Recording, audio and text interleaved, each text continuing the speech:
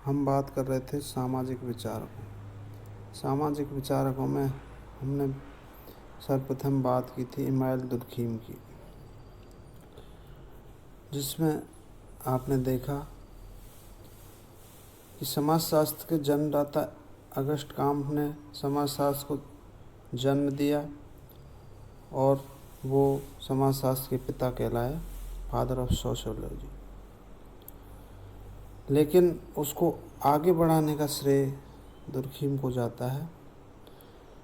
August Comte ने समाजशास्त्र विषय की नींव रखी, दुर्खीम ने उसे वैज्ञानिक धरातल प्रदान किया और समाजशास्त्रीय अध्ययनों में वैज्ञानिक विधि के प्रयोग पर बल दिया। दुर्खीम जिस समय समाजशास्त्र जगत में आए उस समय समाजशास्त्र अपनी बाल्यावस्था में था। उस समय समाजशास्त्र के पास न तो व्यवस्थित विषय वस्तु थी और न कोई ठोस अध्ययन पद्धति। दुर्खीम ने ही समाजशास्त्र को ठोस वैज्ञानिक अध्ययन पद्धति एवं व्यवस्थित विषय वस्तु प्रदान की। आपने समाजशास्त्र को समाज का अध्ययन करने वाला विज्ञान कहा। करते हैं सामाजिक तथ्य की। दुर्खीम ने अपनी पुस्तक समाजशास्त्री पद्धति के नियम में सामाजिक तथ्य की अवधारणा प्रस्तुत की थी। समाजशास्त्री पद्धति के नियम ग्रंथ के प्रमुख 6 अध्याय हैं। प्रथम अध्याय में दुर्खीम ने समाजशास्त्र की विषय सामग्री एवं अनुसंधान की समस्या के रूप में सामाजिक तथ्य की परिभाषा और उसके लक्षणों की व्याख्या की। दूसरे अध्याय में सामाजिक तथ्यों के वैज्ञानिक और वैषयिक अवलोकन के नियम निर्धारित किए। तीसरे अध्याय में सामान्य तथा व्यापकीय तथ्यों का विश्लेषण किया। चौथे अध्याय में सामाजिक तथ्यों के वर्गीकरण के नियमों की व्याख्या की गई तथा 5वें अध्याय में सामाजिक तथ्यों की विस्तृत व्याख्या की गई और 6ठे अध्याय निर्वचन तथा सामान्यीकरण की प्रणालियों से संबंधित है। दुर्खीम ने समाजशास्त्र की विषय वस्तु के रूप में सामाजिक तथ्यों की विवेचना की है। सामाजिक तथ्य वे तथ्य हैं जो सामूहिक चेतना से संबंधित हों और जो व्यक्तिगत चेतना से स्वतंत्र हों। सामाजिक तथ्यों के दबाव से ही व्यक्ति एवं समूह व्यवहार करते हैं। दुर्खीम लिखते हैं कि सामाजिक तथ्य कार्य करने, सोचने एवं अनुभव करने के वे तरीके हैं जिनमें व्यक्तिगत चेतना से बाहर भी अस्तित्व को बनाए रखने की उल्लेखनीय विशेषता होती है। समाजशास्त्रीय पद्धति के नियम पुस्तक में प्रथम अध्याय में सामाजिक तथ्यों की विस्तृत रूप में समझाते हुए दुर्खीम लिखा है कि सामाजिक तथ्य क्रिया करने का एक स्थायी अथवा अस्थायी तरीका है जो व्यक्ति पर बाहरी दबाव डालने में समर्थ होता है अथवा पुनः क्रिया करने का एक तरीका है जो किसी समाज में सामान्य रूप से पाया जाता है, किंतु साथ ही जो व्यक्तिगत अभिव्यक्तियों से स्वतंत्र पृथक अस्तित्व रखता है। इस प्रकार हम कह सकते हैं कि सामाजिक तथ्य सोचने, विचारने और अनुभव करने के तरीके हैं, अर्थात जो हमारे व्यवहार के तरीके हैं वो सब सामाजिक तथ्य की श्रेणी में आते हैं, वो चाहे स्थायी हो अथवा अस्थायी। सामाजिक तथ्य स्थायी तथ्य भी होते हैं, जैसे आत्महत्या, विवाह एवं मृत्यु की संख्या में किसी प्रकार समाज में थोड़ा बहुत परिवर्तन होता है और तथा इनकी वार्षिक दर लगभग स्थायी और स्थिर रहती है। ये अस्थायी भी हो सकते हैं।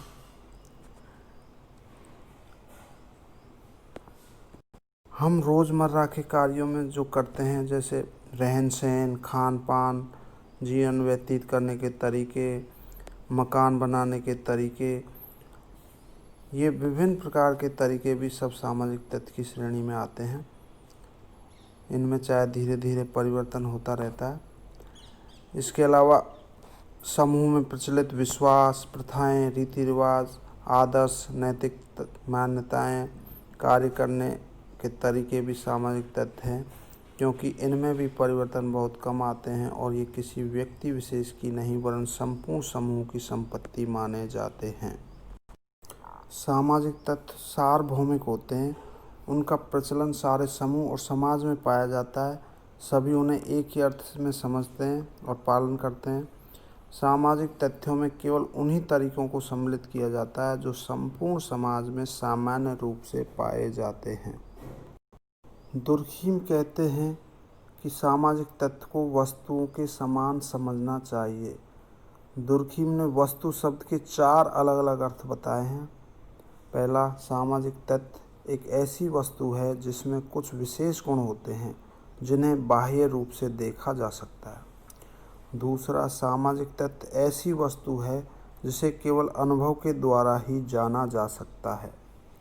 तीसरा, सामाजिक तथ्य एक ऐसी वस्तु है जिसका अस्तित्व मनुष्यों पर बिल्कुल निर्भर नहीं है। चौथा, सामाजिक तथ्य एक ऐसी वस्तु है जिसे केवल बाह्य तौर पर देखकर ही जाना जा सकता है। इस प्रकार हम कह सकते हैं कि सामाजिक तथ्य एक व्यक्ति पर नहीं बल्कि संपूर्ण समाज पर निर्भर करता है। संपूर्ण समाज की ही देन है और वो सामान्य रूप से संपूर्ण समाज में पाए जाते हैं। इनका किसी व्यक्ति विशेष के लिए महत्व है, लेकिन वो उसको ना तो बदल सकता और ना ही उसमें किसी तरह का परिवर्तन कर सकता। संपूर्ण समाज में धीरे धीरे परिवर्तन के साथ ही इसमें परिवर्तन होते हैं और इसमें बाह्यता और वैधता के गुण भी पाए जाते हैं। इस प्रकार हम कह सकते हैं कि सामाजिक तथ्य क्रिया करने का एक स्थायी और अस्थायी तरीका है जो व्यक्ति पर बाहरी दबाव डालने में समर्थ होता है और वह किसी भी समाज में सामान्य रूप से पाया जाता है, किंतु साथ ही साथ वह व्यक्तिगत अभिव्यक्तियों से पृथक स्वतंत्र अस्तित्व रखता है। अब हम बात करते हैं सामाजिक तथ्य की विशेषताओं की। दुर्खीम ने सामाजिक तथ्य की अवधारणा को समझाते हुए 2 प्रमुख विशेषताओं की चर्चा की है, जिसमें आता है बाह्यता और वैधता। सबसे पहले हम बात करते हैं बाह्यता।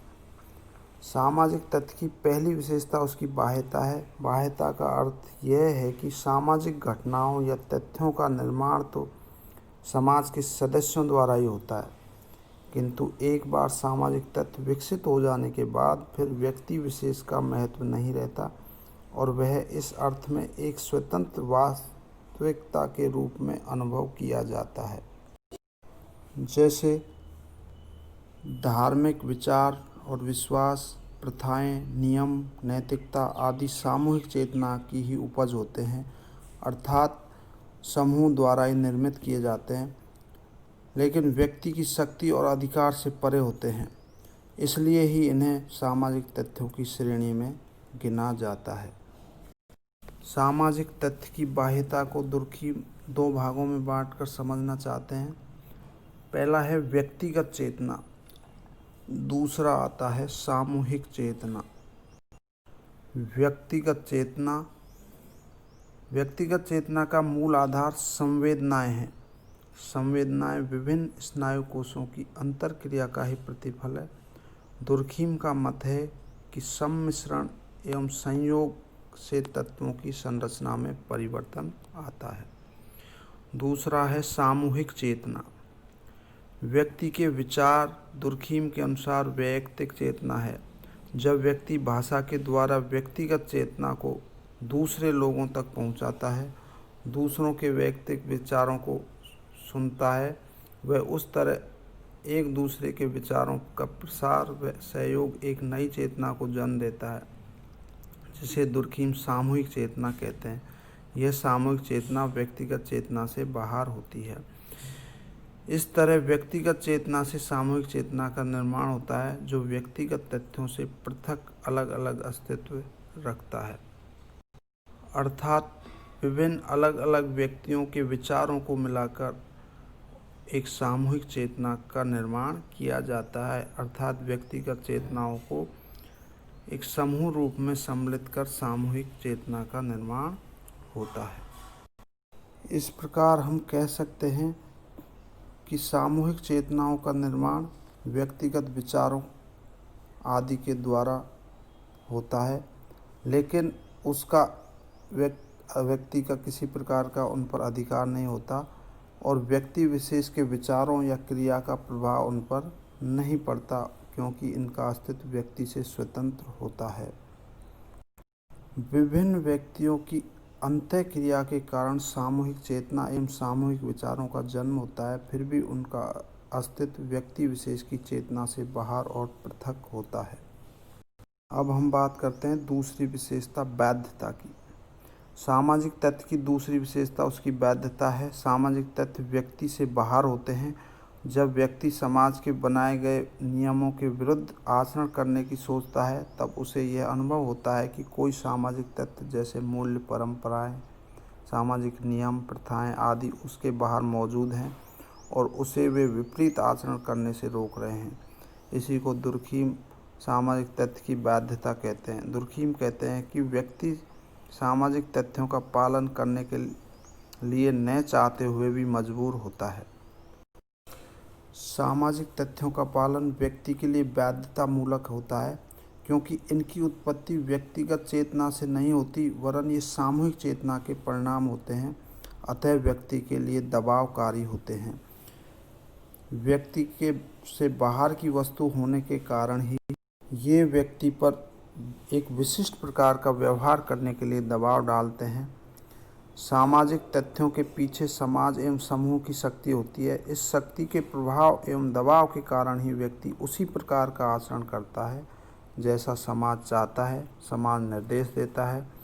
सामाजिक दबाव या शक्ति व्यक्ति से बाहर की वस्तु और व्यक्ति से श्रेष्ठ होती है, अतः व्यक्ति उसके सामने नतमस्तक होता है, झुकता है और समाज के नियमों का पालन करता है।